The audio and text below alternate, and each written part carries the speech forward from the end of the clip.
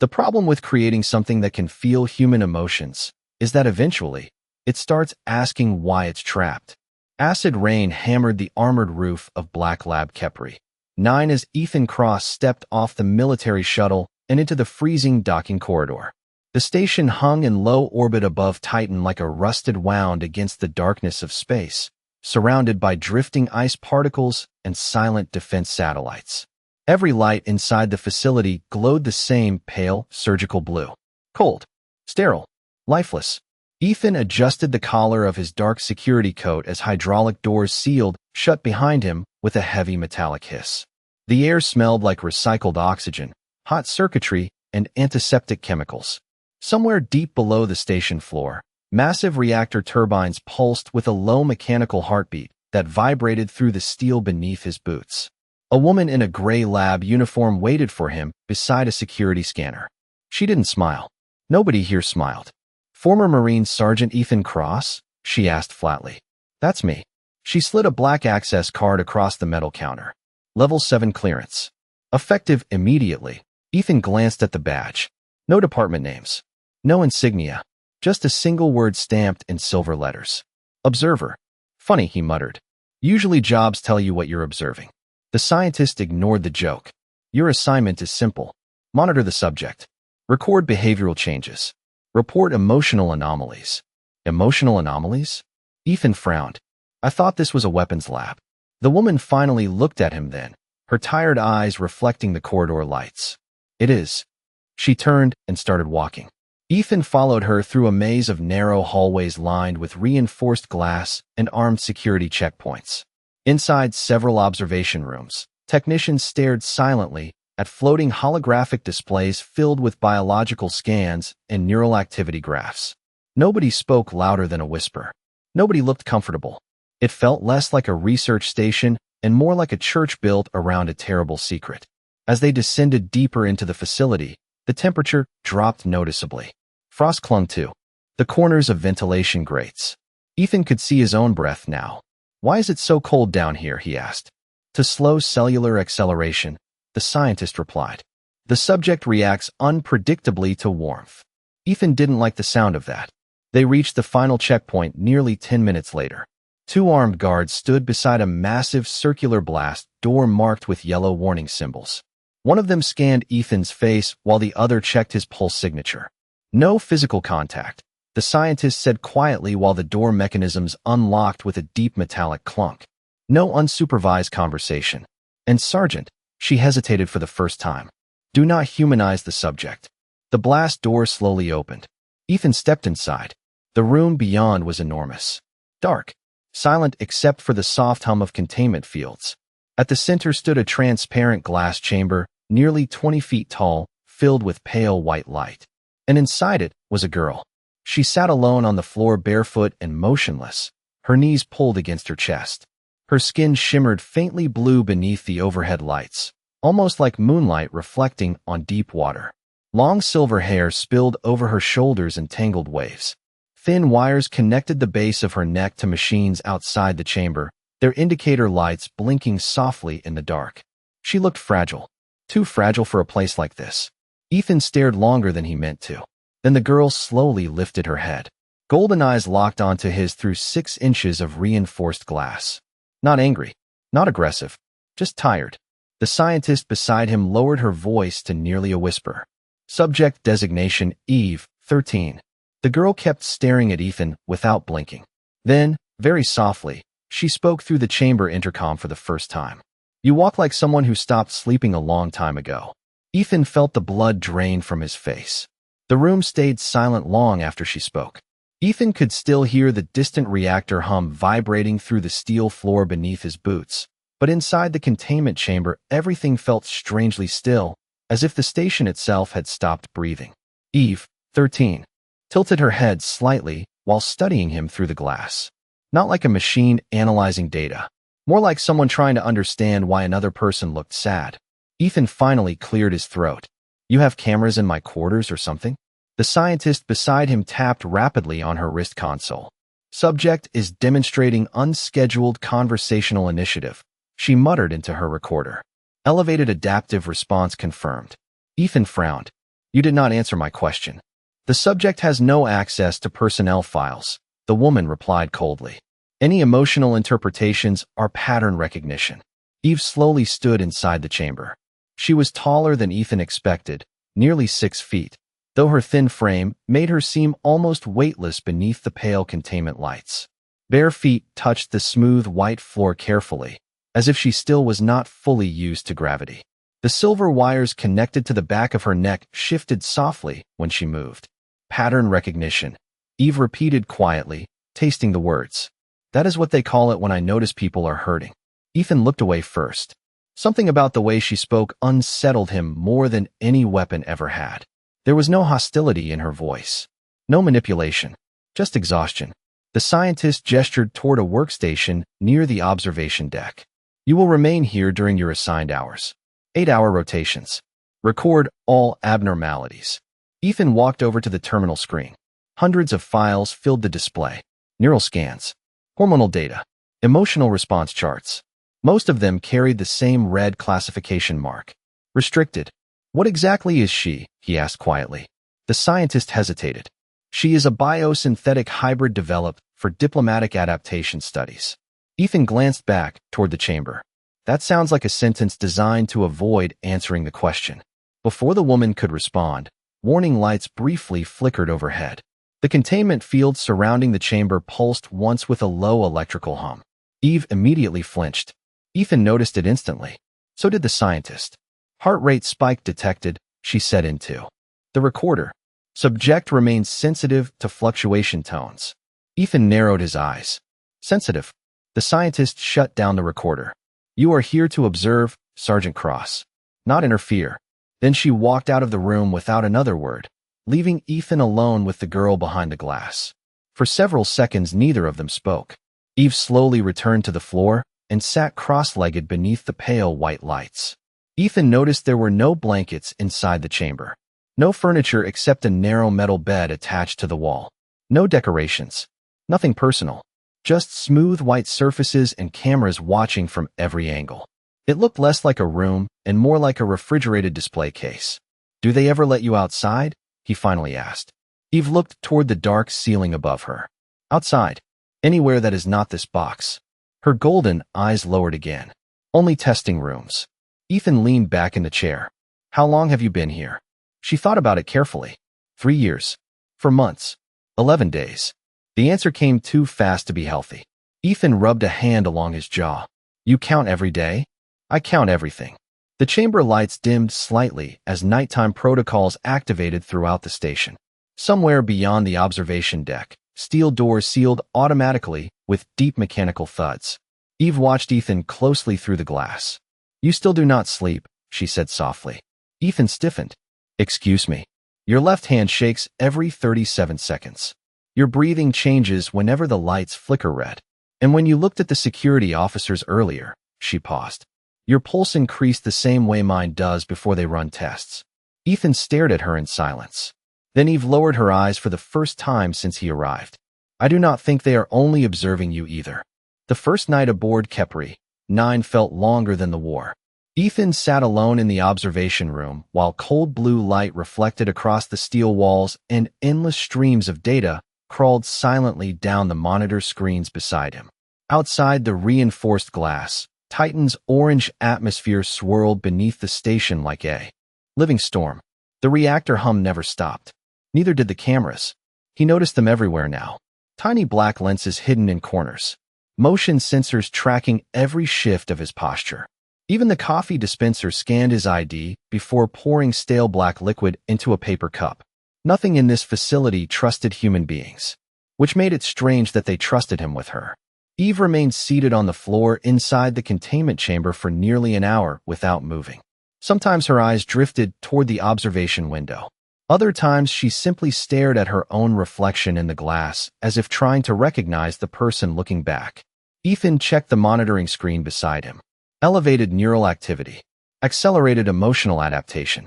Sleep cycle unstable. The reports described her like malfunctioning software instead of someone alive. He hated that more than he expected. You should rest, he finally said, mostly to break the silence. Eve looked toward him slowly. I am not permitted to sleep until they finish the nightly evaluations. Ethan glanced at the empty room around them. There is nobody here. There are always people here.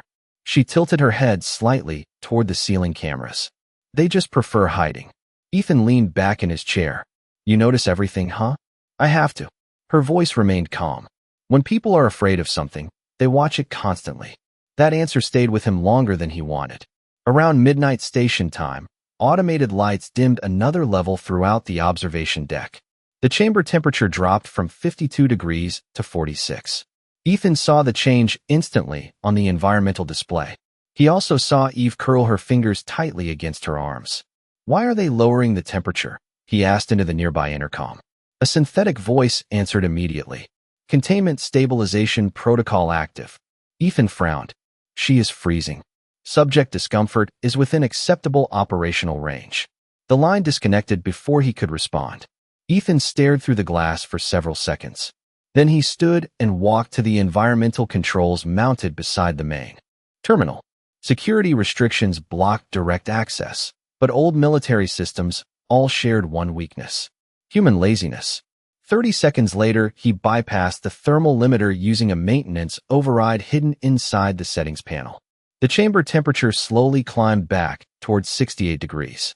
Warm air vents activated with a soft hiss overhead. Inside the containment room, Eve looked upward in surprise as warm air touched her skin. Her shoulders relaxed almost immediately. Ethan pretended not to notice and sat back down with his coffee. You are not supposed to do that, she said quietly. Probably not. Why did you? Ethan stared into the dark liquid inside his cup. The coffee smelled burnt. Metallic. Like everything else aboard the station. Because where I come from, he said slowly. People usually stop turning rooms into refrigerators when there is someone trapped inside them. Eve studied him carefully through the glass. Most of the staff here do not speak that way. Yeah, well, most of the staff here look dead already. For the first time since he arrived, something changed in her expression. Small, almost invisible, but real. The corner of her mouth lifted slightly before she lowered her eyes again. Ethan blinked. Was that a smile? Eve touched her own lips gently, as if surprised by the movement herself. I do not know, she admitted softly. I have never done it before. Somewhere deep inside the station, warning sirens briefly echoed through distant corridors before fading again into silence. But Ethan barely heard them anymore. Because for the first time since stepping into Black Lab Kepri 9, the room no longer felt completely cold. By the fourth day aboard Kepri 9, Ethan realized the station operated on fear more than protocol. Scientists whispered when they passed each other in the corridors. Security officers kept their hands close to their pulse batons even during routine patrols. Nobody stayed near the containment wing longer than necessary. And every conversation stopped the second he walked into a room. The strange part was not the paranoia. It was who they were afraid of. Eve sat quietly inside her chamber most days with a tablet device balanced carefully in her hands. She spent hours studying old Earth archives from the restricted network Ethan accidentally unlocked during his first shift. Weather reports, ocean documentaries, children drawing with sidewalk chalk. Simple things, human things. Sometimes she replayed the same clips over and over as if trying to understand something hidden beneath them. Ethan walked into the observation deck, carrying 2 cups of coffee, and stopped when he noticed soft music echoing through the room. Piano notes. Slow and gentle. Eve immediately lowered the volume on the tablet. Sorry, she said quietly. I did not know if it would bother you. Ethan sat down beside the monitoring screens. What is it? Moonlight Sonata.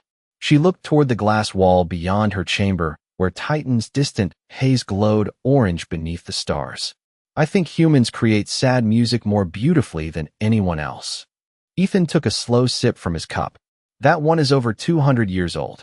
It still survives. She said it softly, almost with wonder. Ethan glanced at the activity monitor beside him. Her stress levels had dropped nearly 30% since his arrival. Neural instability decreasing. Sleep cycles improving. Someone upstairs had definitely noticed. He saw the proof an hour later.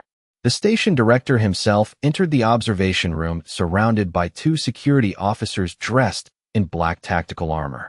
Director Halden looked exactly like the kind of man who built places like this. Gray hair, gray uniform, gray eyes that never softened. He studied Eve through the glass with detached interest before turning toward Ethan. You adjusted containment temperatures without authorization. Ethan leaned back in his chair calmly. It was 50 degrees in there. The environment exists for operational reasons. She is not a machine. The room went silent. One of the guards shifted uneasily. Holden stared at Ethan for several seconds before speaking again. That statement is precisely why your predecessor failed psychological review. Ethan frowned slightly. What happened to him? He became emotionally compromised. The director walked closer to the glass chamber while Eve quietly lowered her eyes toward the floor. You were selected because your military profile suggested emotional restraint. Ethan almost laughed at that. If they knew how many nights he still woke up hearing Orion station alarms in his dreams, they would never have trusted him with anything. Holden folded his hands behind his back. Eve, 13, was designed to study adaptive empathy and emotional mimicry. Nothing more. Eve remained silent. Ethan noticed her fingers tightening slightly around the tablet. Then why does everyone here act like she is dangerous? Holden's expression never changed. Because empathy becomes difficult to control once it learns to ask questions. Then he nodded toward the guards and left the room without another word. The heavy doors sealed shut behind them with a metallic thud. Silence returned almost instantly. Ethan stared at the closed doorway for a long moment before looking back toward Eve. She was still holding the tablet carefully against her chest. What did he mean by your predecessor? He asked quietly. Eve hesitated. Observer Unit 6. What happened to him? Her golden eyes lowered again. He stopped following instructions. Ethan felt something cold settle deep in his stomach. And where is he now? Eve looked toward the dark glass reflection beside her instead of answering directly. People disappear often here. The reactor hummed deepened somewhere beneath the station floor. Then the overhead lights flickered once. Briefly, in that single pulse of darkness, Ethan saw fear move across Eve's face for the first time since arriving aboard Kepri 9. Not fear for herself. Fear for him. The station lights dimmed every night at exactly 0200 hours. Ethan started noticing the pattern after his first week aboard Kepri 9. For 90 seconds, power rerouted through auxiliary systems while the main reactor synchronized thermal output across the lower containment decks. Most personnel used the blackout window to avoid this sector entirely, but Eve always noticed when it happened. The moment the lights flickered, her breathing changed. Her shoulders stiffened. Her eyes moved instinctively toward the chamber door like someone waiting for bad news to arrive. Ethan sat alone at the observation console, watching frost gather slowly across the lower corners of the glass. Outside the station, Titan's distant storms rolled beneath the stars in silent waves of orange and black. Somewhere far down the corridor, maintenance drones clicked softly along steel tracks. Everything else remained still. Eve looked up from the tablet in her hands. You stayed past your shift again. Ethan shrugged slightly. Could not sleep. You say that every night. Because it keeps being true every night. For a second, she almost smiled again. Small. Careful. Like she still did not trust happiness enough to hold on to it. Ethan noticed she was replaying another Earth archive video. An old recording of rain falling against a cabin window somewhere in Oregon. Nothing happened in the clip. No dialogue. No music. Just rain. You really like weather videos, he said. Eve nodded faintly. Earth storms sound alive. Ethan leaned back in his chair. That is a weird thing to say. No. Her golden eyes drifted toward the glass, separating them. I think humans forget how quiet space actually is. That answer stayed with him longer than he expected. Silence settled over the room again. Not uncomfortable silence anymore. Just shared quiet. Ethan realized he had stopped treating the containment chamber like a prison window hours ago. Somewhere along the line, it had started feeling more like two lonely people sitting awake at the same diner after midnight. The thought bothered him more than it should have. Then the lights flickered. Once. Twice. The entire observation deck dropped into darkness. Emergency systems activated immediately, flooding the chamber in dim red backup lighting. Ethan straightened in his seat automatically. Eve froze. Her breathing became shallow almost instantly. Eve, he said quietly. She did not answer. Red warning symbols flashed across the monitoring screens beside him. Elevated stress response detected. Neural spike increasing. Ethan stood and moved closer to the glass. Hey. Look at me. Her eyes remained fixed on the chamber door. Terrified. Ethan felt cold move through his chest. What happens during the blackout? He asked carefully. Eve swallowed hard before answering. Testing. The word barely came out above a whisper. Ethan looked toward the sealed corridor entrance. No footsteps yet. No alarms. But the fear in her face told him enough. Then he noticed something else. Her hands were shaking. Not violently. Just enough to reveal how hard she was trying to hide it. Ethan made a decision before fully thinking it through. He crossed the room quickly and opened the auxiliary supply locker near the environmental controls. Inside sat emergency thermal blankets for reactor failures. He grabbed one immediately. Ethan, Eve's voice sounded confused now. What are you doing? He ignored the security warning flashing across the chamber access panel and entered his authorization override code manually. The system beeped twice. Access denied. Ethan swore under his breath and bypassed the lock through the maintenance circuit he discovered days earlier. Hydraulic seals disengaged with a loud metallic hiss. For the first time since arriving aboard Kepri 9, the chamber door slowly opened. Warm air drifted inside. Eve stared at him in shock from the floor beneath the red emergency lights. Ethan stepped carefully into the containment room and draped the thermal blanket gently over her shoulders. Up close, she looked even smaller somehow. Fragile, cold, human. Neither of them spoke for several seconds. The reactor hum echoed softly through the chamber walls while red light painted shadows across her silver hair. Then Eve looked down at the blanket wrapped around her hands and asked the question so quietly it almost broke him. Why are you being kind to me? Ethan stared at her for a long moment before answering honestly. Because nobody was when I needed it. The thermal blanket remained around Eve's shoulders long after the emergency lights returned to normal. Ethan should have stepped out of the containment room immediately. Every regulation aboard Kepri 9 demanded it. Instead, he stayed seated against the far wall while cold white light settled over the chamber again, and the station's endless mechanical heartbeat echoed softly through the steel floor. Beneath them, Eve sat quietly on the edge of the narrow metal bed, her fingers still gripping the gray blanket carefully, as if afraid someone might take it away. Neither of them spoke for a while. The silence felt different now, less like observation, more like trust trying to exist for the first time. Ethan finally exhaled slowly and rubbed both hands across his face. You know this probably gets me fired. Eve tilted her head slightly. You say that like it matters. Ethan gave a tired laugh under his breath. Maybe it does not anymore. Somewhere beyond the chamber walls, distant intercom announcements crackled faintly through the corridor speakers. Shift rotations. Maintenance updates. Numbers. Orders. Everything aboard this station sounded emotionless.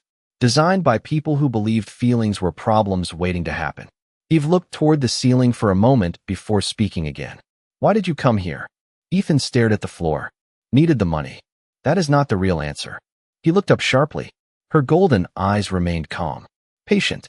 Most people who come here are running from something, she said quietly. Ethan leaned back against the wall and folded his arms. You always this good at reading people?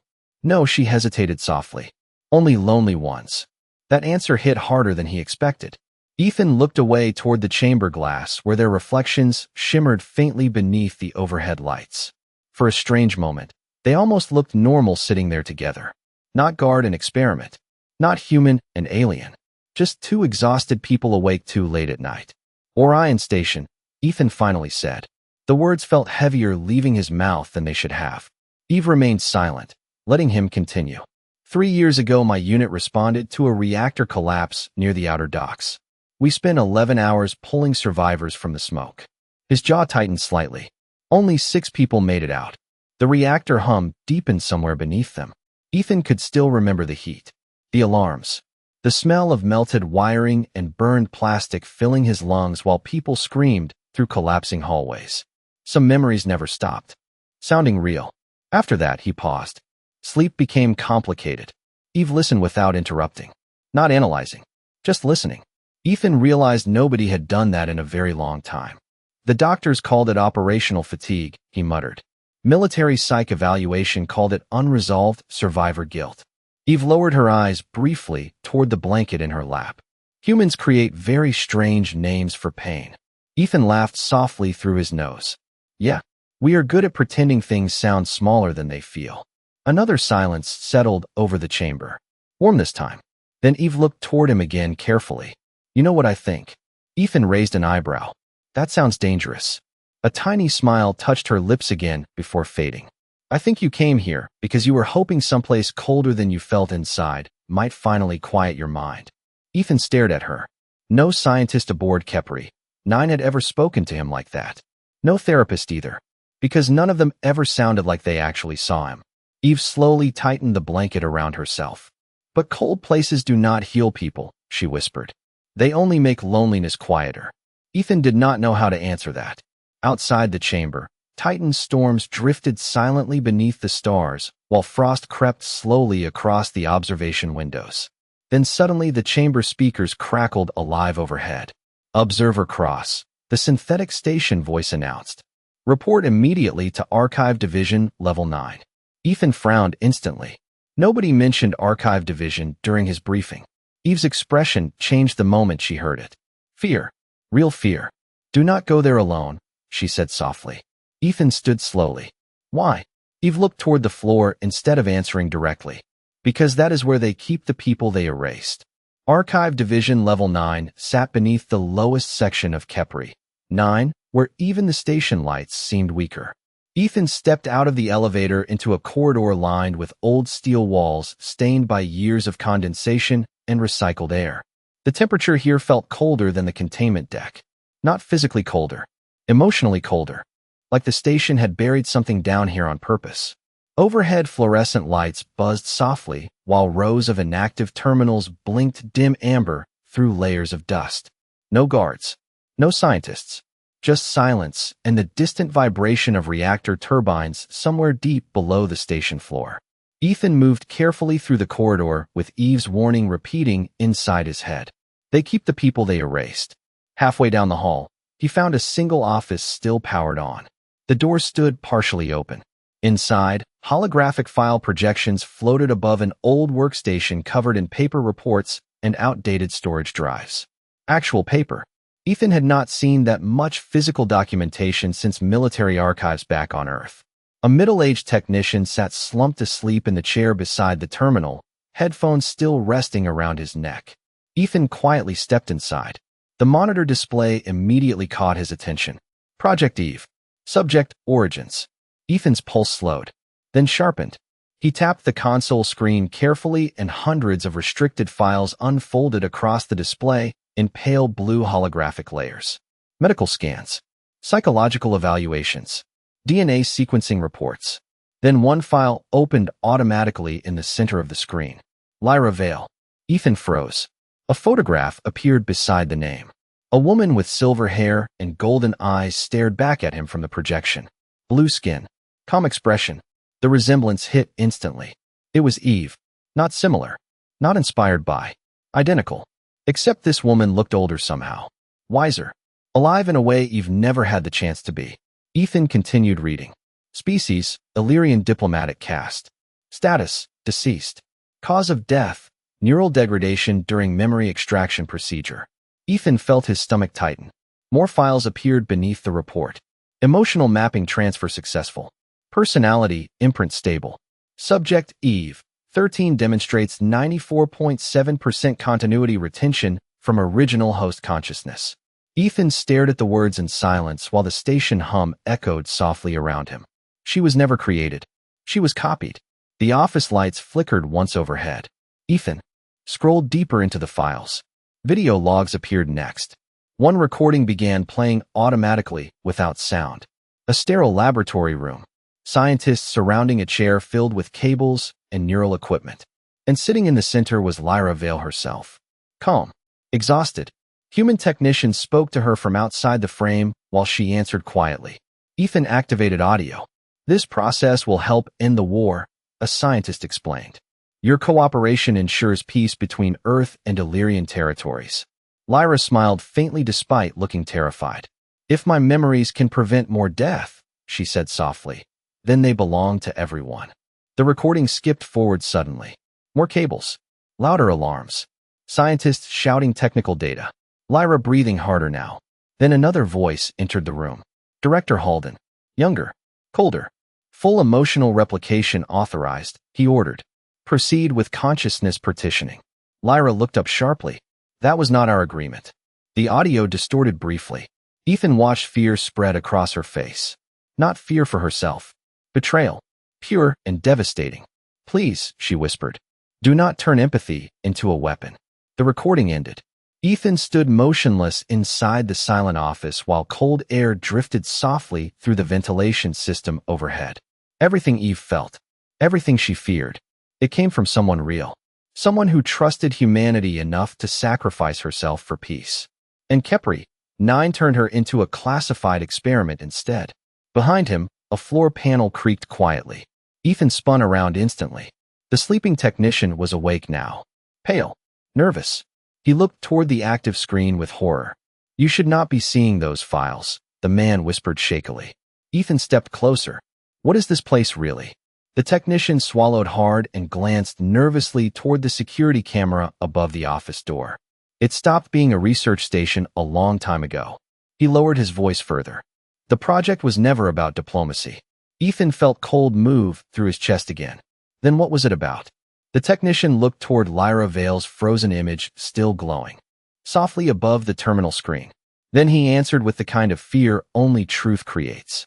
They were trying to mass-produce compassion. The elevator ride back to the containment deck felt longer than the trip down. Ethan stood alone beneath flickering fluorescent lights while the stolen archive files burned through his thoughts like reactor heat trapped behind steel walls. Lyra Vale had trusted humanity to carry compassion into the future. Kepri, 9 had turned that trust into a classified weapon program. And Eve had inherited every piece of pain left behind. The elevator doors finally opened with a hydraulic hiss. The containment corridor was quieter than usual. Too quiet.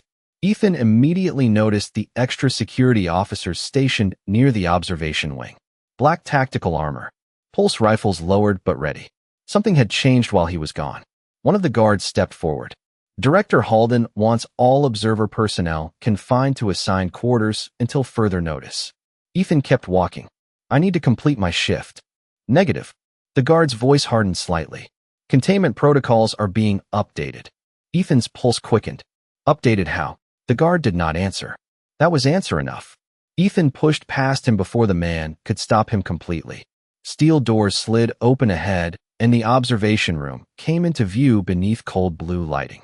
Eve sat inside the containment chamber exactly where he left her. But now additional neural cables ran from the ceiling into the base of the chamber floor. Monitoring screens flashed red warning symbols across every console.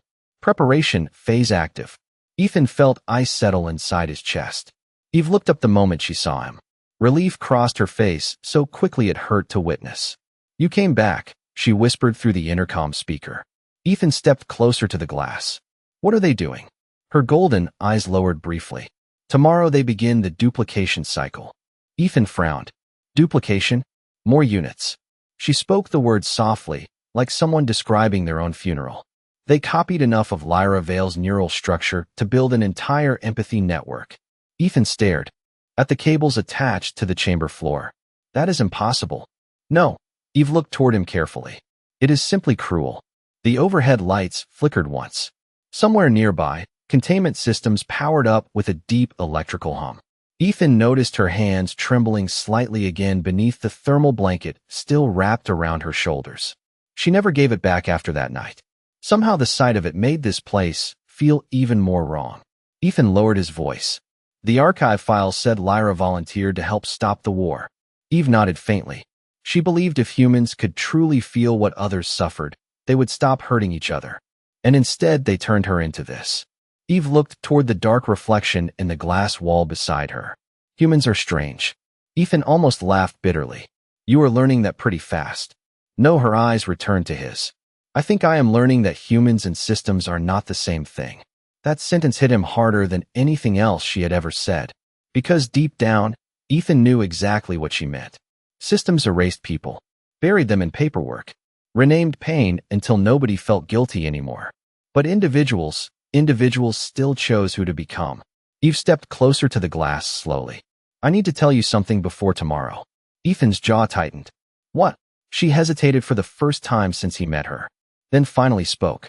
I have been reading your thoughts accidentally since the day you arrived. Ethan froze completely. What? Not words, she said quickly. Emotions. Fragments. Fear feels loud inside humans. The reactor hum deepened beneath the station floor. Ethan could hear his own pulse now. Eve lowered her eyes briefly. That night on Orion Station, her voice softened carefully. You were not trying to save yourself when the reactor collapsed. Ethan stopped breathing. Nobody knew that. Nobody. You stayed behind because there was a child trapped in the lower corridor. His hands slowly clenched at his sides. Eve looked back at him with heartbreaking gentleness. You have been punishing yourself ever since because you could not carry everyone out. Silence swallowed. The room. Cold blue light reflected across the glass between them, while Titan's distant storms drifted beneath the stars outside. Then Eve whispered the words that finally broke something open inside him. Ethan, you were never the monster in your memory. The alarms began at 0430 station time. Not loud at first. Just a low mechanical pulse vibrating through the containment deck, while emergency lights shifted from blue to deep amber. Ethan woke instantly inside the observation room chair, years of military reflexes dragging him out of sleep before his mind fully caught up. Every monitor across the deck flashed the same warning. Duplication phase initializing. Eve stood motionless inside the chamber beneath the pale overhead lights. Additional neural conduits had descended from the ceiling during the night, surrounding her like silver wires hanging inside a frozen storm. She looked exhausted already. Ethan crossed the room immediately.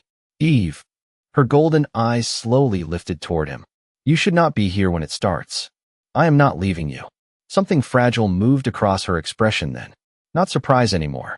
Trust. The kind built quietly between broken people when nobody else is looking. Beyond the reinforced glass walls, technicians and security personnel began filling the upper observation balconies. Cold faces. Clipboards. Data tablets. None of them looked at Eve like she was alive. Ethan hated them for that more than he expected. Director Halden entered last. Gray uniform perfectly pressed. Hands folded calmly behind his back, while reactor systems powered louder beneath the station floor. Observer Cross, he announced evenly. Step away from the chamber. Ethan did not move. She is not surviving this process, is she? Silence answered first.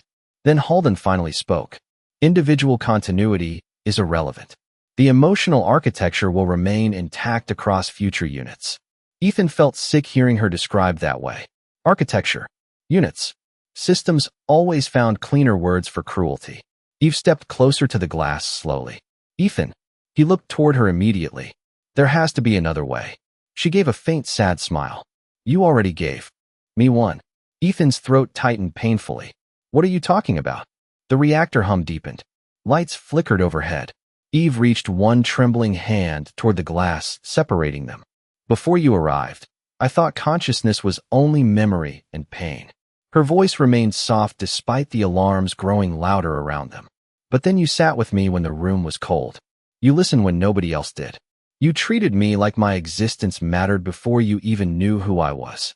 Ethan stepped closer until his hand rested against the glass opposite hers. Because it does matter. For the first time since he met her, tears filled Eve's golden eyes. That is why humanity still has hope. Behind Ethan, security officers shifted nervously while containment systems charged around the chamber. Director Halden raised his voice sharply. Begin synchronization. Machines across the room activated immediately. White light flooded the chamber floor. Ethan saw fear flash across Eve's face for only a second before she steadied herself again. Then suddenly, every monitor in the observation room flickered violently. Warning symbols flashed red. System breach detected.